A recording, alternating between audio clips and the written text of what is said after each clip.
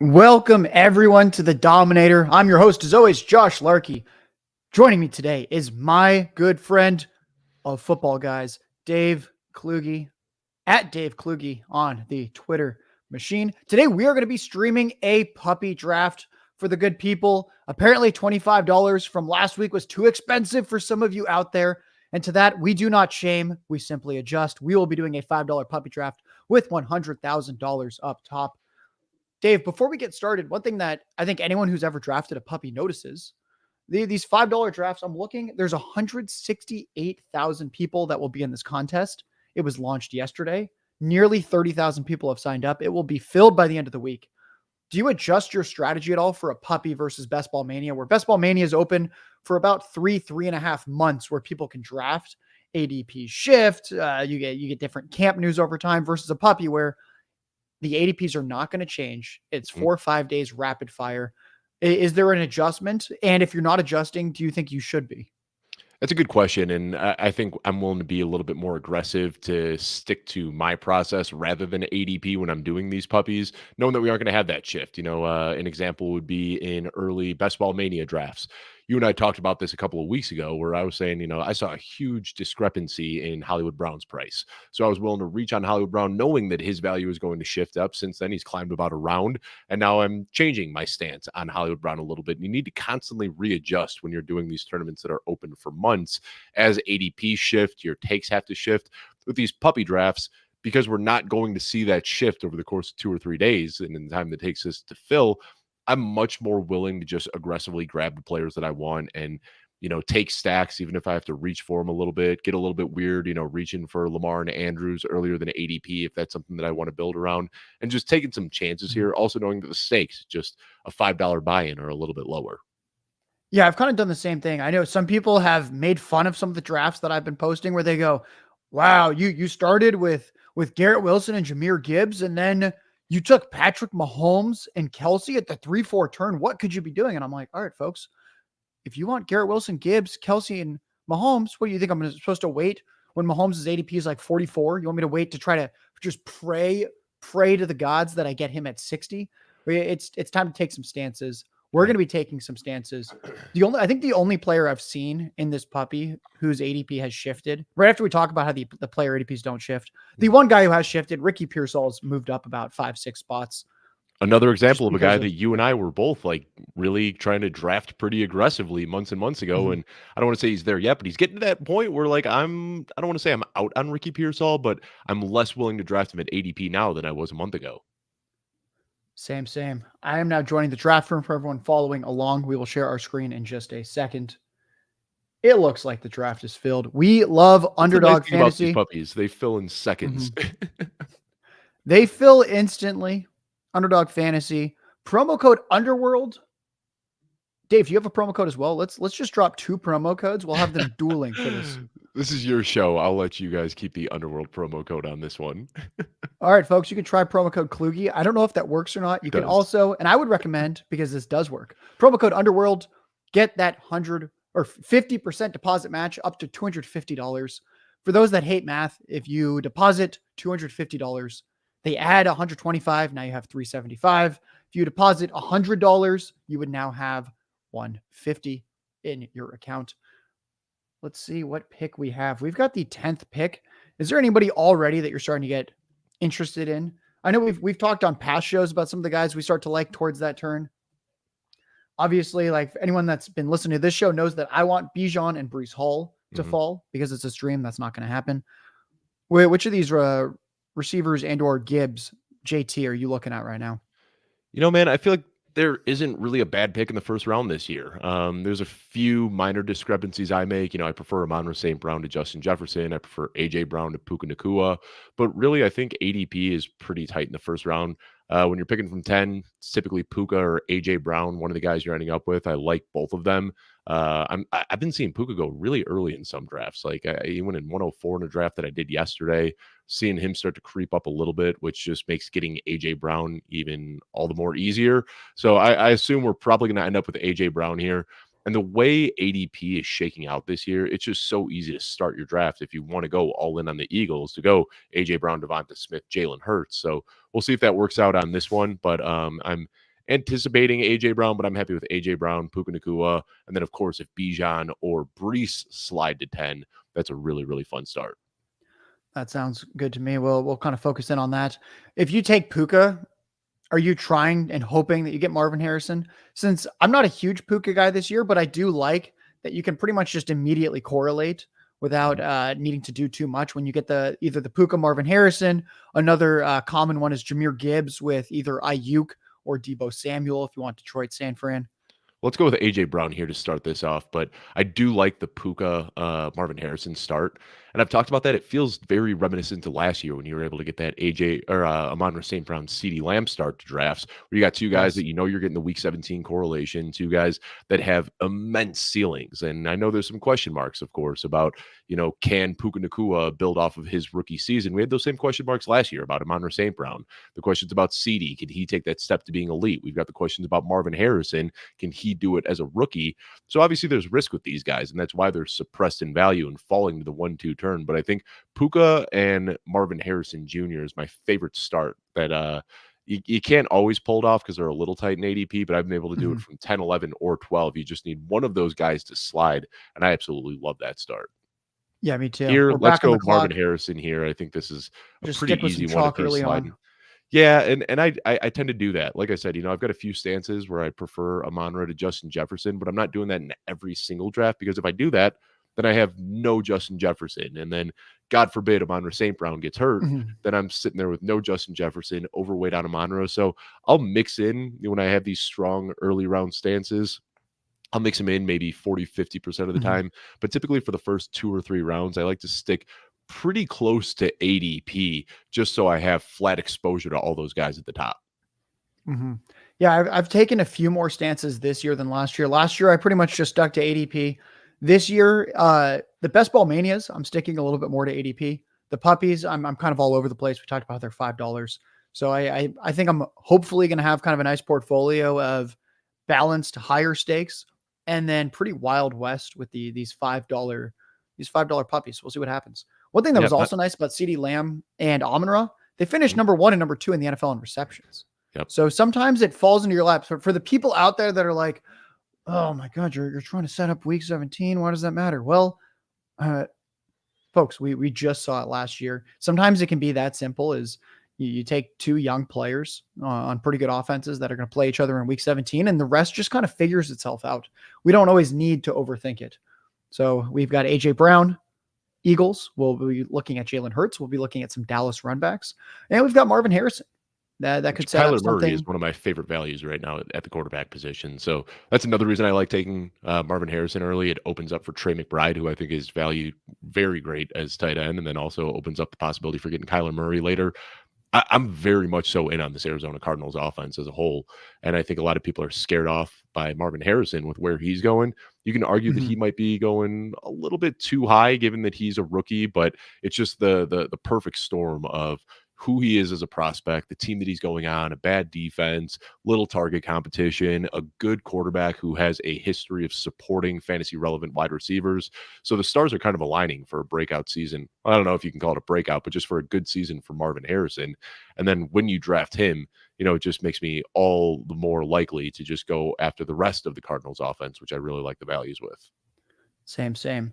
I believe you're a Cooper Kupp person. I'm a Cooper Kupp person this year. It looks like there is a slight chance we could potentially take a Cooper Kupp. Nope. That is, thank you to whoever is watching this stream. Most likely we will not be able to get the correlation early on. Jalen Hurts is still there. Do you think we should take him at 34? You think we should kind of kick the can?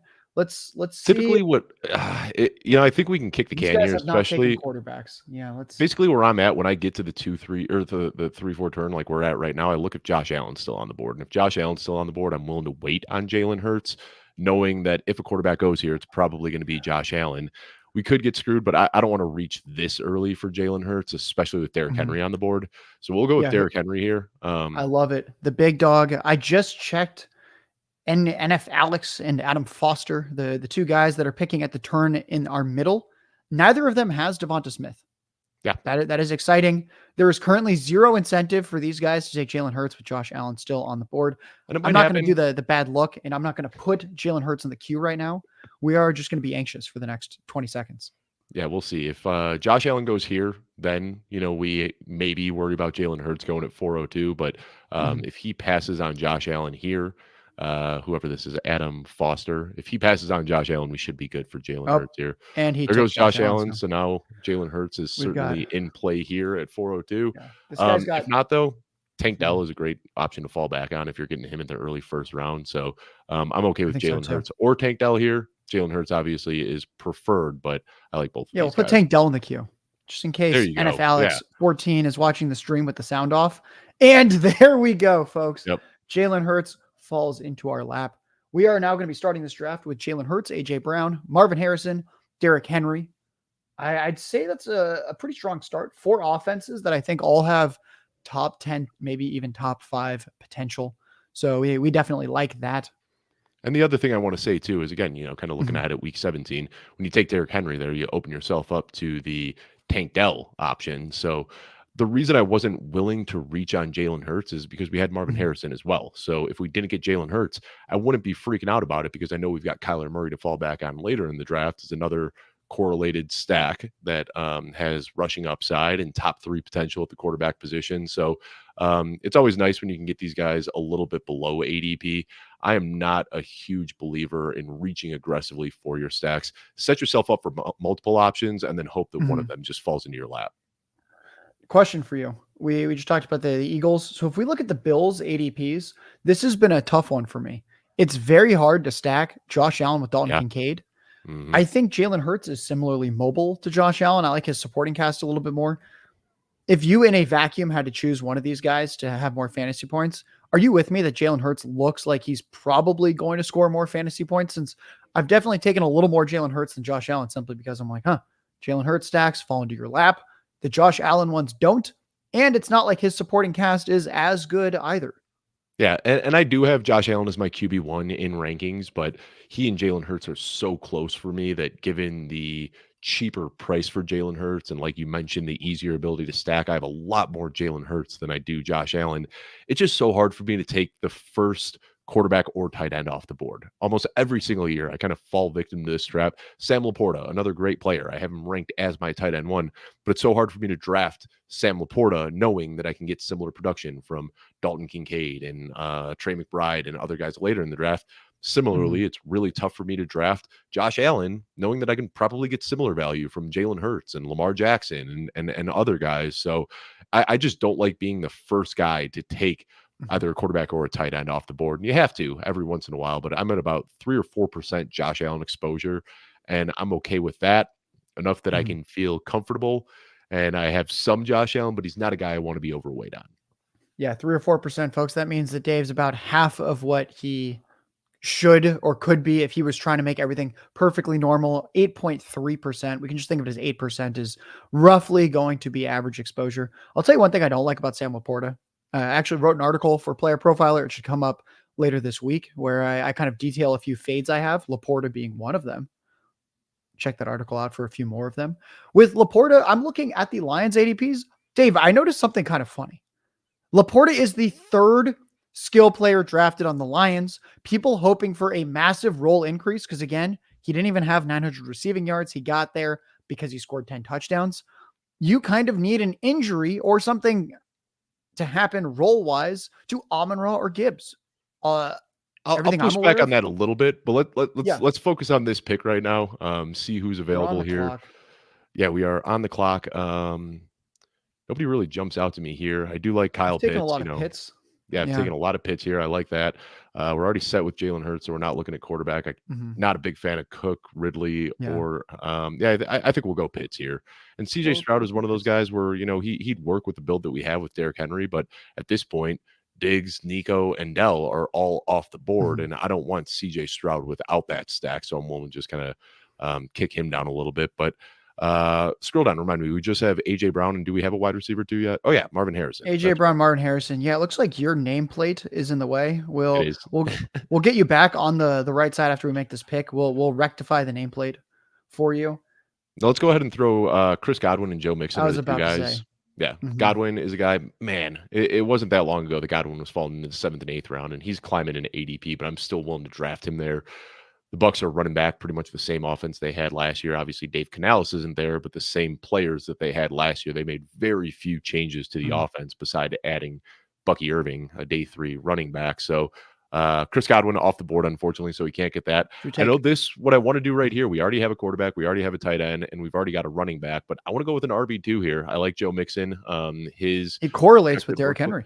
it does correlate with Derrick Henry as well. And this is just where I feel like people kind of have this fear of missing out on wide receivers. And I understand it. All the data from previous years has told us that you really want to go aggressive with running back or with wide receivers early in drafts. But it's pushed us to a point now where we're drafting wide receiver 5s ahead of RB2s. And we may have jumped the shark just a little bit. So this isn't something that I do in every single draft where I say I'm going running back heavy. But in a build like this, where Derrick Henry and Joe Mixon are both falling to us below ADP, we've already got 2 sound wide receivers with AJ Brown and Marvin Harrison. I'm willing to go a little bit heavy, get an elite quarterback, get an elite tight end, and then still end up with 2 strong running backs. And then what we'll do in this build is really focus on hammering wide receivers in the middle round and kind of build up some depth there. Yeah, there's a lot of really intriguing options. I'm actually going to go back. Let's share that screen again because I have a question for you about this, since this is something that I think a lot of drafters struggle with. Here is where we are going to be picking next. It's kind of around here, this range. Oh, I see Cortland Sutton. There's Curtis Samuel, Tyler Lockett. It's a very, as people can see, there's not a lot of orange. It's a very, I'm not a huge fan of these receivers necessarily, but I think rather than just player taking in this instance, let's just talk about how there's almost none of them, and that it's simply hard to take receivers here. Have you found that kind of shifts your strategy? Since sometimes when I don't have enough Let me receivers early, point something out to you real quickly that I just kind of realized. Right now the big talking point that we've heard so Mhm. much this offseason is you need 4 wide receivers by your 7th pick. That's what we hear time and time again, and that has worked in previous years. But if you scroll down a little bit, you figure round 8, the end of round 7 starts at pick 84, and that's where you see that wide receivers stop, and then there's this huge run of running backs. So people are Mhm. so hyper focused on this rule that you need 4 wide receivers before round 7 that they're drafting guys like Jamison Williams ahead of Najee Harris and Jalen Warren and some running backs that they probably shouldn't be drafting them ahead of, but it's just kind of Mhm. that fear of missing out on wide receivers. Nobody wants to go into round 8 with 3 wide receivers, and it's causing this weird trend that you see in ADP. Yeah, one thing I noticed, it reminds me of running back dead zone. I wrote about this 2 or 3 years ago, the year after all the articles came out, because ADPs for running backs had shifted so much. And there Mhm. were actually a few kind of unique values the past couple of years in this quote unquote dead zone, simply because people were like, oh, you can't draft a dead zone running back. And it's like, well, the guys that go in round 5, round 6 used to go in round 2, round 3. Right. It's shifted so much. Like, The you and dead I zone's aren't huge alive. James Cook guys, but I wouldn't necessarily say that James Cook in any way looks like a true dead zone back. So it's very interesting how that's kind of shifted. We're So let's back go on the ahead and clock. throw JSN here. Again, we're I was just kind of about to taking the say, value a we little got a bit, gift but here. we Yeah. we do need a wide receiver, and that's kind of what I expected, is knowing that we'd pick here where this huge wall of running backs, quarterbacks, and tight ends start to go off the board. You only need 1 or 2 of these guys to fall. In an ideal world, JSN and Jamison Williams both fall to us here. Neither of them really work with the build that we have, but they're good enough wide receiver values to have as a wide receiver 2 and a wide receiver 3. I don't need to sit here and paint the case for the upside for either of these guys. That JSN is, Tyler Lockett injury away from exploding. It might even just happen on its own, as Tyler Lockett is coming off his worst season since 2019.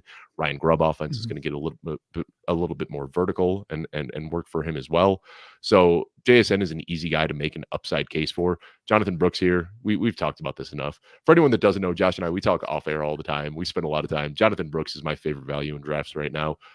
This is such a strong running back room. And the way that these guys balance each It other is out. Derrick Henry, 29 year, or is he 30, 29 or 30? Whatever he is, 30. he's old. 30. Yeah, 30 years old. He's the 30 guy. Yeah. Yeah. And 30. then Joe Mixon, he's getting up there. I want to say he's 28 years old as well. 27, 28. Yeah. Yeah. So these guys late in the year, injuries, workload, that might kind of catch up to them. But we have 2 guys that project for early season volume on very good offenses. Jonathan Brooks might not do anything early in the year. We don't even know if he's going to be ready to take the field week 1, but he is a very nice yin to the yang that we've built in that running back room. He's a guy who could be that late season hammer where if Mixon and Henry, their ages do catch up to them and they do start to slow down, we can offset that with the late season boom we're expecting from Jonathan Brooks. Yeah, I've proposed this question before. I am not even a Rachaad White hater at this point. I think he's a fine pick.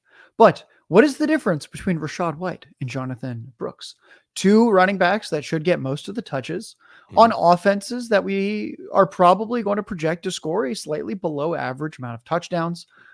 The difference I see is that one goes 3 rounds later than the other. And that if you miss out on Rachaad White in the 5th round, you go, hey, in the 8th round, there is simply a Jonathan Brooks gifted to us. I think it's a much. And in all fairness, Brooks is coming off an ACL tear and White isn't. So I think that might have something to do with the ADP as well. Yes, but I'd also say we kind of definitively know Rachaad White's not the best running back. Jonathan Brooks could end up being one of the NFL's just best pure running backs. That's kind of in his range of outcomes. We haven't seen him yet in the NFL. So I think that's kind of interesting to sort of see how that shakes out. I'd actually say volume projection wise, Jonathan Brooks projects for way more touches than someone like DeAndre Swift, who's also in that range. I really like Jaylen Warren, but Jaylen Warren's probably going to have significantly fewer touches than Jonathan Brooks, assuming Najee Harris stays healthy. Yeah. And you look at Jonathan Brooks last year in PFF grades, Travion Henderson was the only guy with a better rushing grade. And then Jonathan Brooks was top in the class in receiving grade. So this guy is very similar to what we saw 2 years ago with Ken Walker in Seattle and last year with Rachaad White in Tampa Bay. Now Dave Canales taken over in Carolina. He likes to lean heavily on one running back that has that skill set to both run and catch the ball. And Jonathan Brooks can do that. So even if we're not looking at anything for the first month, 2 months of the season, we've got Henry and Mixon to shoulder the load. And then we just have to hope that Brooks, best case scenario is he plays a full 17 games and he looks good right out the gate, but that might not happen. But we've got a strong enough foundation that we don't really have to worry about a slow start from Brooks. So now we'll start looking at wide receivers again. We want to just keep shoring up that room. Tyler Lockett would be a nice fit in here and then opens us up for Geno, which I think is a great quarterback value late. We could have taken Kyler a little bit earlier, but I don't want to do Jalen Hurts and Kyler in the same build. That's just too much draft capital spent on quarterback. So now we're going to start looking a little bit later, maybe Bryce Young, potentially Geno Smith. Tyler Lockett's the guy I want to take here easily. Yeah, I think if we can get Tyler Lockett and Josh Palmer, I will. You know what? My guess is we just saw JSN fall below ADP and we saw Tyler Lockett fall below ADP. What that tells me is this draft room is out on Seattle for whatever reason. So we'll take a look at the draft board in a little bit and see, but we might be able to push Geno Smith, a full round or so below ADP if he falls to us. So we've got pick 173. Yeah, we have at least 15 minutes or so. We've got a little, maybe 12 minutes. We've got some time. This is actually a very fast-paced draft room. Have you kind of noticed that as well? It is cooking with these picks. It is. So let's see what we've got here. Arizona works here. We can take Trey Benson. Yeah, do a little double guy. Arizona. And I mean, at that point, if we take Trey Benson here, we might be done with running backs for the rest of this draft, which I don't like being in this position where I'm drafting 4 running backs this early, but that's a strong room right there. Derrick Henry, Joe Mixon, Jonathan Brooks, and Trey Benson. We might end up, I don't know if I want to go 10 wide receivers here, but where we're at, we've got a strong QB1, we've got a strong tight end one. Remind me, we did get Pitts, right? I keep saying tight end one. We have Pitts. He is just hidden behind your name on the screen. Folks, we will be right back. First, a quick word from our title sponsor, obviously, Underdog Fantasy. This episode is made possible by Underdog Fantasy, and Underdog Fantasy is the leader in best ball. When you go to join an Underdog Fantasy best ball draft, it fills very quickly, especially now. It's Best Ball Mania season, baby! Best Ball Mania 5! I can't believe they're at Best Ball Mania 5 already. $15 million in prizes. They're giving out $15 million with $1.5 million to first. Playing in best ball leagues makes you better. It helps train you on player value and strategy. And Underdog offers a lot more than just best ball contests. They offer pick'ems. My new favorite, the golf pick'ems. But they have the NBA pick'ems, baseball pick'ems going on throughout the offseason. Hit the pick'ems, back to best ball, hit the pick'ems. So use promo code Underworld. Promo code Underworld gets you a 50% deposit bonus up to $250 So they've increased the maximum deposit bonus. It was $100. Now it's up to $125. When you get the Underdog app, use promo code Underworld and go draft your ass off. Folks, we're currently drafting our ass off. We are in the 10th round. We're about halfway through this puppy draft. $5, hoping to turn it into $100,000. I think Dave and I would be more than happy splitting that pot 50-50, as in $50,000 and $50,000. I'm Josh Larky. This is the Dominator with Dave Kluge as the special guest. I'm going to quickly recap our draft for folks and talk through what we might be looking at next. We're back on the clock in 11 picks. We have Jalen Hurts stacked with AJ Brown. That's just a great, solid stack. The rest of the running back room, we've got Derrick Henry and Joe Mixon. Those guys are correlated for week 17, Ravens Texans. We have Jonathan Brooks and Trey Benson. We have potentially the rookie RB1 and rookie RB2. We might even stop this build at 4 running backs and live dangerously. The rest of the receiver room is Marvin Harrison, another Cardinals player paired with Trey Benson. We've got Jackson Smith-Njigba and Tyler Lockett rounding out the receiver room so far. So we're definitely going to need some more receivers as we keep going, but it sets us up nicely for Geno Smith. And at tight end, we have Kyle Pitts. So we've locked down one of the potentially elite tight ends. I think we're going to be looking at Dallas. We've got Brandon Cooks and Ezekiel Elliott. Brandon Cooks would be the perfect guy to fall into our lap right here. I don't know if I'd want to take Zeke just because we're already so strong at running back. Yeah. Let's pretend we're taking Zeke. Just for the stream out there. For everyone watching the stream who doesn't have the sound on, it's obvious we're taking Zeke. Brandon Cooks just got taken. All right, the jig is out. Oh, God. I'm sure you saw there was that report that came out today that Dak Prescott and Brandon Cooks have had a really strong connection so far through minicamp. And anytime that happens, all it takes is like one news story to come out. It could be a totally superfluous story, best shape of his life. But then you'll see that day that player is going around earlier in ADP. Like it happens like clockwork. And similarly, you get, this guy dropped a few passes. All of a sudden you'll see him fall around below ADP. So I could have guessed based on that story that came out this morning that Brandon Cooks was not going to fall to us. Zeke it's tough. Zeke works with the build right now. And, if we don't end up with Zeke, our next guy it's okay. He just went. Jalen Tolbert. All right, good. Because I didn't want to do that. And now we've got a whole slew of I'm looking at you can choose from here. So the value on Mike Williams seems like I'm hit or miss on Mike Williams. He's been a top 20 receiver by fantasy points per game the past 3 years. So he's got that going for him. He has the quarterback in Aaron Rodgers. The problem is it's a 30-year-old coming off of an ACL tear. We know Rodgers is very picky. He hasn't played with him before. So I could see massive spike week potential, though. If you told me that he's gone anyway, but if you told me that Mike Williams was the fantasy wide receiver 4 for a given week late in the season, I would believe you.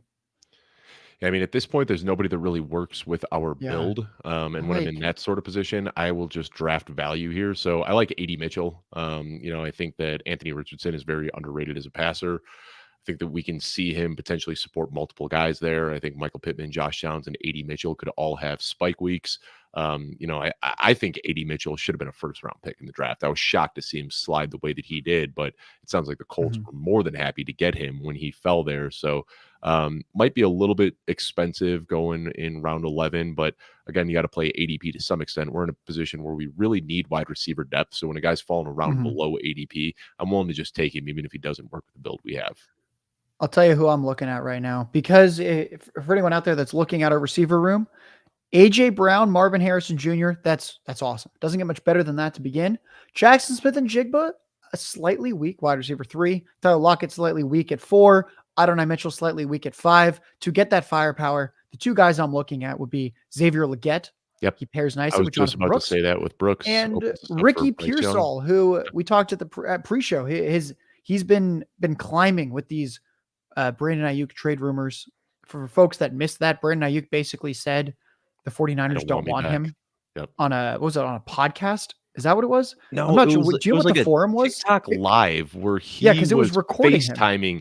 He was FaceTiming with Jaden Daniels, and it looked like his girlfriend was recording the conversation and then posted it. So yeah, I mean, the world we live in, that's news apparently. And I kind of scoffed at it. And then I saw Adam Schefter tweeted about that video. So it's like, all right, now this is actually a real story because Schefter tweeted about it. So yeah, I think the easy choice here, I would have been okay with Leggett or Zach Pearsall? Charbonnet, but yeah, I think we go Mhm. Leggett here. I in a vacuum, I prefer Pearsall to Leggett, but with the build that we have going right now, I think Leggett makes more sense. And now that we've got Leggett and Brooks and hoping for a late round Bryce Young, that snipe that we had earlier on Chris Godwin just hurts that much more. It really does. What's nice though is that we've set ourselves up really nicely where because we have Leggett and Brooks of the Panthers, because we have JSN and Tyler Lockett of the Seahawks, we're probably not going to do a 3 quarterback build when we take a Jalen Hurts in the 4th Right. round. So now we can start to look at Geno Smith, Bryce Young. What's great is that they both go in the exact same range. We can see here, Geno Smith 173, Bryce Young 192. So we're going to be able to target those guys in sort of the same part of the draft. And if we miss on Geno, then we will know that we can hit Bryce Young.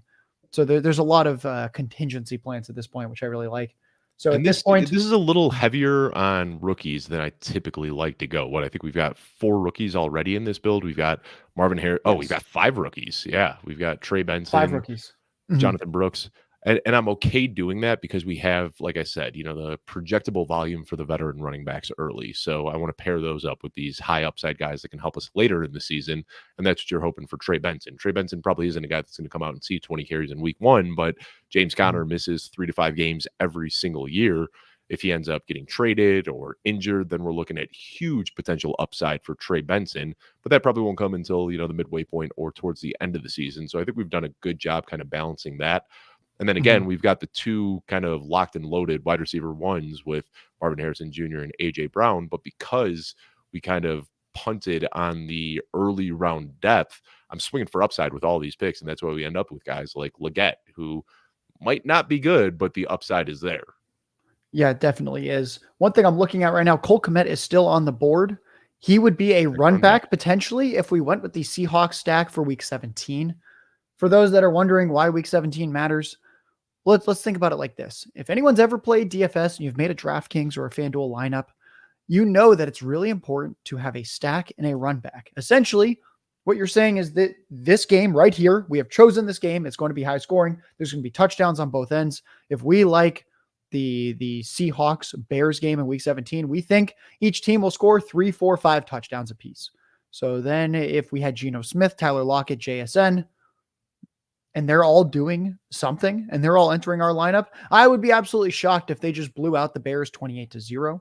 So then somebody like a Cole Kmet, who just went off the board, folks, would have been a Probably a potentially blessing in interesting piece. disguise. I think like so Cole Kmet, too. the player, but as the 4th guy off the board, and I find myself so often because I'll end up with, DJ That's Moore, what I was Caleb going to ask Williams. is, So I find myself drafting Cole Kmet, but I never really like it. I just find it because I like that Chicago-Seattle game in week 17, and I think everybody feels that way. And I think that Cole Kmet's probably getting overdrafted right now, but there's so much potential with that week 17 matchup. give us the rapid fire. We're going to be on the clock in 3 picks. You live in Denver, but you are a tried and true Chicago Bears fan. Yep. Which of these guys do you love? Which of them do you hate at ADP? We just did a long show about this with Theo and Billy, actually, from Player Profiler, and we talked for about 8 minutes just on the Bears wide receiver room. And then Jeff Bell and I, we did an episode yesterday talking about the NFC North that just released, and all of us were pretty much in the same agreement. DJ Moore is the only guy we're interested in. We're all kind of putting a fade on Keenan Allen, and then we want to throw some darts at Roma Dunze, but not a guy that we want to be like super overweight on. The 2 guys, there's really only 2 players that I'm overweight from Chicago this year, and it's DJ Moore and Caleb Williams. Everybody else, I'm at 4 to 6%. We'll throw some darts here and there, but DJ Moore and Caleb Williams are 2 guys that I've been aggressively targeting. Same. Folks, we got the Dallas run back. Yep. There it is. It is a 5 running back build. I thought it would probably end up with 5 running backs. We didn't take our receiver or our running backs that early, where Derrick Henry early, but then Joe Mixon, Jonathan Brooks kind of middle round guys, Trey Benson kind of the later middle rounds, and we now get to pop in Rico Dowdle. Welcome to the team. I have no idea what's going on in this running back room other than we think the offense should be pretty good. And Zeke could score 10, 15 touchdowns. He could also get hurt. He could also just be terrible, since we've seen kind of that entire experience over the last 2 years with Ezekiel Elliott. Rico Dowdle is a huge unknown. He's looked quite good anytime he's been on the field. I know Ryan Reynolds at times last year, he's watched every snap of every game the past decade. He told me that there were a couple times last year where he thought it was a Tony Pollard carry, and then all of a sudden saw the jersey number and realized it was actually a Rico Dowdle carry. Dowdle has a little bit of juice, and that pairs nicely with Jalen Hurts, AJ Brown. So we were kind of making bets on a few of these Week 17 games. We've got Eagles, Dallas. We've got Ravens, Texans, and maybe we'll sneak in a Buccaneers player to pair with our Carolina guys, or we will sneak in a Rams guy to pair with our Arizona guys. I'll leave the final decision to you on this one because Adam Thielen and Rashad Bateman both work with our builds, and I prefer Bateman to Thielen, but I'm happy with either of these guys. So I'll let you make the final decision on this one between those two. I'm going to go with Adam Thielen. All right. Adam Thielen had 103 catches last year. He did? I did so unsexy. I've started taking a lot of Adam Thielen. We've got Xavier Legette and Adam Thielen. This is the build where we hope it. We don't it's hope. all relative, but yeah. You know what I'm saying, folks. Like in a world where Deontay Johnson gets hurt, this is the team that looks pretty good all of a sudden. It's a minor injury, folks. Don't worry about it. He has a low ankle sprain. He's out week 16 and 17. That's all we're asking for. Just something super minor. That is a path for this team. So we never root for injuries. We just root to make money. And sometimes the injuries happen. And I think that's actually how we should be building our teams, is thinking about what is kind of like give me one thing that goes right for this team, and then it becomes a monster. Where in this case, if we have Legette and Thielen, something happens to Deontay Johnson, you go, oh, this looks really good. We have Trey Benson, something happens to James Conner, and then you go, wow, they've got to pass a little bit more. Marvin Harrison hits. And then Trey Benson can also hit because he's on the field. So I often like taking the quote unquote backup running back with a receiver on the same team. A guy that if we needed running backs late, that I've often done with my Jalen Hurts builds, is Will Shipley, thinking, all right, if Jalen Hurts is going to be passing a lot, something potentially happened to Saquon Barkley. And we kind of did that on my want stream to craft those ago. narratives. Yeah, I was going to say, yeah, I think I remember that. We took him with our final pick, little Will Shipley action. We might as well just now this is something the extra stack. What you were just saying, we talked with Alfredo and I, my co-host. We talked with Theo and Billy. We did a 2-episode little mini series this week, and we were talking about crowded running back rooms in one episode and crowded wide receiver rooms in the other. And we were talking about the Houston Texans, and I am super flat on my exposure with all the Texans wide receivers. I think that they are all, when you start looking at projections, I think they're all overvalued. Nico Collins, Tank Dell, Stephon Diggs, and then even CJ Stroud, because everyone wants that stack. They reach for CJ Stroud. So I think these guys are all overvalued, all three of the Texans wide receivers. But when I draft one of them, I make it a priority to try to draft another, because I think the only way these guys really pay off at ADP is if one of them goes down. So I don't want to just draft Nico Collins and then CJ Stroud. If I draft Nico Collins, I'm targeting Stephon Diggs or Tank Dell later. And if I miss out on Nico, I'm targeting Diggs and Tank. I want two of these three wide receivers stacked with CJ Stroud, because then you kind of set up a scenario where if one of those three goes down, then the other two are looking at top 12 potential. If all three are healthy for the year, I think it's going to be tough for any of them to hit their current ADPs, but you kind of set yourself up for a world where one of them goes down with an injury and then the other two can easily exceed where they're getting drafted at.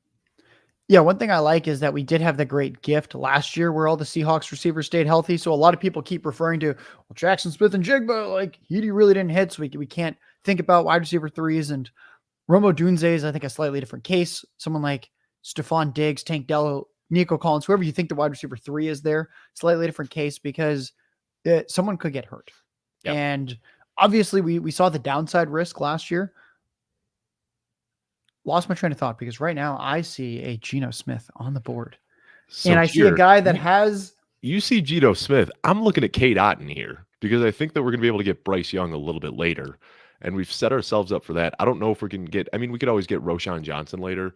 I don't know if you have a strong take. We've invested more in Carolina than we have in Seattle. Well, Cade Otton goes off the board. We're taking Geno Smith. Cade Otton just went at pick 177. Someone else is watching the stream. How do you feel about Geno and Bryce Young? I actually prefer Geno Smith in a vacuum quite a bit more, but I could be talked into Bryce Young for something like this. I just like that Geno Smith has slightly better weapons, and he's a little bit more mobile. But I could be talked into it. I mean, the Panthers did invest heavily in the offensive line. They did bring in round 1 rookie Xavier Legette. They did trade for Deontay Johnson. Where are they at in your rankings right now, Geno and Bryce Young? Or maybe you want to do it by tiers. Let me pull it up. Yeah, I'm looking at my. Yeah, we'll do it by. Right now. Yeah, let's talk about it in terms of more so maybe tiers, so we can understand how you're viewing them. Since I think they're about 2 tiers apart myself. See, I have them a little bit closer, and I'm looking at my rankings Mm-hmm. right now. I have Geno and Bryce 2 spots apart. Baker Mayfield right in the middle of them, which is kind of funny. You look at this whole like Dave Canales cluster of players that have been resuscitated, and I'm buying into it. They've made so many investments in Geno or in Bryce Young in that offense that I'm willing to just kind of throw away year one. Mm-hmm. So I do prefer Geno, but at cost, I find myself drafting a lot more Bryce. Mm-hmm. Yeah, I've taken a lot of him because of Brooks and Legette. Should we do a little Week 17 correlation? We've got 2 Arizona Cardinals players. We have Trey Benson, Marvin Harrison, Demarcus Robinson. I like that he has 2 outs. Something happens to Cooper Kupp. Something happens to Puka Nacua, and suddenly you go, I don't know if he needs that, because last year when Puka Nacua and Cooper Kupp were both healthy, he was still giving us, if you look, what was it, over the last 3 or 4 weeks, all 3 of those guys were inside the top 15. I mean, Stafford was balling at the end of the year, and he was sporting all 3 of these guys. So he does have the contingent upside, but I think there's some standalone value there. He's a much better wide receiver 3 than what they were trying to get out of Tutu Atwell early in the season. So Demarcus Robinson, yeah, he works with this build, but just on his own, I think that he's a good player to draft regardless. I'm going to read it to you. I think, did I do this really stupid monologue when I guested on your show where I just read fantasy points numbers from Demarcus Robinson? I think that was on your show. Maybe. We're going to do it again. Yeah, here's week like 13, 14, almost every 15, week, right? 16, 17, 18, or I guess 17, because that's when the fantasy playoffs are. We've got the final 5 weeks of the fantasy season. Demarcus Robinson scored 15.5, 13.5, 15, 20, 13 PPR points. Yeah. Underdog's half PPR. You can do that slight correction if you want, but basically this guy was entering your best ball lineups. I just grabbed that straight for free from playerprofiler.com. I searched Demarcus Robinson's name. And I mean, my goodness, that's a guy that is just casually entering your lineup. So remind me, you said that was weeks 13 through 16? 13, 14, 15, 16, 17. Yeah, I'm looking at it right now. I said inside the top 15. Here's what it was. Weeks 13, 14, 15, 16, 17. Puka Nacua was the wide receiver 3. Cooper Kupp was the wide receiver 7. And Demarcus Robinson was the wide receiver 12. You hear about how offenses typically can't support 2 wide receiver 1s. Stafford was out here for over a month supporting 3 wide receiver 1s last year. Just absolutely crazy to see. All while Kyron Williams was like the RB1 over that stretch as well. This makes me want to super stack the Rams. I've had Stafford, Kupp, Puka. I've had different duos. I have yet to have a Stafford, Puka, then Kupp, then Demarcus Robinson team. I'm going to have to build that in. If we look at the Rams ADPs right now, one thing will stand out to folks. The tight ends don't matter. It's so consolidated to these 3 receivers, where guys like Tutu Atwell, undrafted, I have no idea what to do with Colby Parkinson, Davis Allen, Tyler Higbee. People are buying. I think there's I think there's better players to take there. I think this is a team that's going to funnel through the running back and 3 receivers. I don't think Jalen Tolbert still on the board. Sorry to cut you off. We're coming up here. Is Tolbert still available, or did he already go? He already went. The stream hates us. Jalen Tolbert of the Cowboys is off the board. Dave, how should we handle this? I'm thinking one more tight end. We could add Roshan here if we wanted to, but I think that's just way too much in running backs. I think we need another wide receiver and a tight end. Maybe that's kind of where I was at. Tight ends.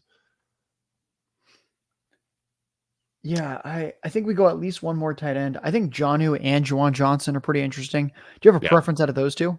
I really don't. Geno easily, like the yards after the catch in that Miami offense. Geno very, very easily for me. And I'm almost wondering if we go with a 3rd tight end here as well. I like Kyle Pitts, like Geno, but I think we did a decent job kind of building up that wide receiver room, even if we, punted on some of the round 3 to 5 guys there. Let's just take a look at the available. Can you just click after we draft Geno here? Can you just go ahead and click? So here's the available tight ends. If we got Bryce, I might be willing to go Jatavian Sanders, but we went the Geno route instead. Go ahead and pull up the wide receivers. Yeah, if you don't mind as well. Receivers. Yeah, one thing that's nice is Juwan Johnson's been falling. He had foot surgery. It seems like he's going to be healthy for either the start of the season or a couple weeks in. We have some good tight ends already, so it's not like we need him to contribute right away. Receivers, let's I mean, see if Zay there's Jones anyone that kind of works. We've already correlates. gone pretty heavy on Arizona, so we can just keep stacking up that offense if we wanted to. Devontae Walker also works, but I think we've already got enough rookies. I don't know if I want to add another rookie into this build here. I'll show you a couple guys that I've taken a lot of. DJ Shark. Maybe I'm just a Chargers No, homer, I get it. but Yeah, it's I've such a got wide you. open receiver room. He's the guy that's had a 1,000-yard season in that room. He's the only one that's had a 1,000-yard season in the NFL in that room. Another guy that's interesting to me is Elijah Moore. I think Jerry Jeudy's the wide receiver 2 there. Yeah. I'm not certain he's the wide receiver 2 there, so I think those are interesting ones. Moore's But a we guy might that I just get draft a lot just because I like that Week 17 matchup as well. Miami and Cleveland. I think that should be a shootout. Can you do me a favor real quick and just search Buck, like Bucc? I want to see. I think he's already off the board. Bucc. You got to. There you go. Yeah, Jalen McMillan was a guy I was hoping for, but even Trey Palmer goes off the board here. That's kind of surprising to see. Oh man, Yeah. even Elijah Moore. I was going to say we could We're correlate getting Elijah crushed Moore and on Jonnu this one. Smith at the last second. Do you want to just wanna check, go is Zay Bryce Jones still here? available, or did Bryce go? I mean, I don't think we need, but I'm just curious because he is a guy that falls. He is short. off He went the off. board. Yeah, I'm thinking like Let's go ahead and go Shark deep. or Zay Jones. Who are you thinking here? Zay makes more sense for the build, but let's go Shark just because I think he's got higher upside, and that's kind of what we're looking for with this wide receiver room right now. So I'm okay with DJ Shark here. Yeah, I I wrote an can't see the article tight recently. ends, but we didn't double up on bye weeks, did we? With Johnny? No, Pitts? Kyle Pitts is 12 and Jonnu Smith is 6. So we should be good there. Here, let me remove that little overlay so we can see the full team a little bit better. There we go. Wow, StreamYard. right. Thank you for cooperating. So let's kind of discuss this team and some paths to it making us a ton of money, because that's always fun. So just to begin with, we'll start at the top with our stacks. We've got Jalen Hurts stacked with A.J. Brown. We run it back with Rico Dowdle for that Week 17 game. We've got Geno Smith and Jalen Hurts. Geno Smith stacked doubly with Jackson Smith and Jigba and Tyler Lockett. We did not quite sneak in a Week 17 run back. Some of the best ball bros out there are going to hate that. Legally, What are I we think supposed we're to do? okay. Add Yeah. Roshan Johnson as an RB6 to an already strong I- room? I mean, yeah. No. I think we made the right choice here. Yeah. I think It so sucks too. not having that run back, but I think we still did the right thing here. We have our primary run back with Rico Dowdle, where he captures the RB1 job by season's end. Running backs, we've got Derrick Henry and Joe Mixon. They play each other in Week 17. They're also just two reliable veterans in elite offenses, 15 to 20 touchdown upside for both of them. We've got Jonathan Brooks and Xavier Legette and Adam Thielen of the Carolina Panthers. I think it's an offense that's going to be significantly improved. Other running backs on the team outside of Henry, Mixon, Brooks, and Dowdle would be Trey Benson. Other Cardinals player would be Marvin Harrison Jr. Week 17, they play the Rams. We have Demarcus Robinson. We'll fill in the gaps with a rookie Colts receiver from round 2, Adonai Mitchell, a deep threat. That could be good in best ball. And we have DJ Shark of the Chargers. We just lost it. The little screen. What is this? A puppy 2? Yes. There you go. Grab that draft back. So we've got AD Mitchell, DJ Shark, and then at tight end, we've just got a floating Kyle Pitts and a floating Jonnu Smith. Two guys that are familiar with each other. They played on the Falcons last year. I think that's kind of funny that we have Pitts and Jonnu. I think Jonnu Smith has secret crazy upside. If something were to happen to Tyreek Hill or Jalen Waddle, this Dolphins offense should be pretty good no matter what. And Do we even need there's really something to not happen much to one there. of them, though? I mean, I think that there's enough for him to just still have spike weeks, even if both of them are healthy. He's got that game-breaking type of speed where he can score from anywhere on the field, and they do such a good job of scheming players up to get him open in space. I mean, last year, on one of the worst offenses in the league, Johnny was still the tight end 17. Like, he was still productive last year on a bad offense. Now he moves to a much better offense where his skill set, I think, is going to be utilized best. And we could be idiots for buying into Geno again. We bought into Geno 2 years ago when he was new to the Falcons. We bought into him when he was with the Patriots. Like we kept buying into him when he was in Tennessee. This is like year 5 of going back to the well on Geno, but his skill set just matches up so well with Miami that I'm willing to take the chance again. Same. Folks, that is the conclusion of the Puppy 2 draft stream. Make sure that you're following Dave on Twitter at Dave Kluge. Make sure that you are checking out anything and everything Football Guys. Those watching the stream can see he's got the Football Guys hat in the background. We are no longer living in the same area. Dave is still out in Colorado. I recently moved to Dallas, Texas. My background is blank. Folks watching the stream, anyone out there, maybe Dave is the person. I am open to suggestions. His background's looking mighty sharp. Right now, I have a blank wall. We've got, let me see if I can turn it. There is a bathroom door right there. So I'm a little bit confined with exactly what I can do, but sometimes you have to make concessions for the setup. So I am open to what a little, we've got a corner right there. You can bring it back. You used to have the jerseys hanging from the hangers, right? You can always go back to that. Go back to I got too much shit for the closet. It looks like you were in a closet. I did. It was not in my closet. I was in my bedroom, but it definitely part of your brand in a way. So I liked it. Yeah, maybe I'll hang up some Chargers jerseys. We've got Herbert. We've got LT. Dave's got the Lamar Jackson jersey. He's got the Bears helmet. His setup is much cooler than mine. Make sure you're checking him out at Football Guys. Make sure that you are tuned into Anything and Everything Player Profiler. This has been the Dominator, presented by Underdog Fantasy. Oh, we got a 11 a.m. beer for Dave. Cheers. Ooh. Oh, there we go, folks. I like to see that. Hey, Underdog Fantasy. Wednesday. The promo code is Underworld. Thank you, everyone, for tuning in, and we will be back next week. Hey, I want to thank you for being part of this broadcast. If you have any thoughts on it, leave a comment. If you enjoyed it, make sure you leave a like. And if you want to see more shows on the Player Profiler channel, subscribe to it. That's how we know you want more.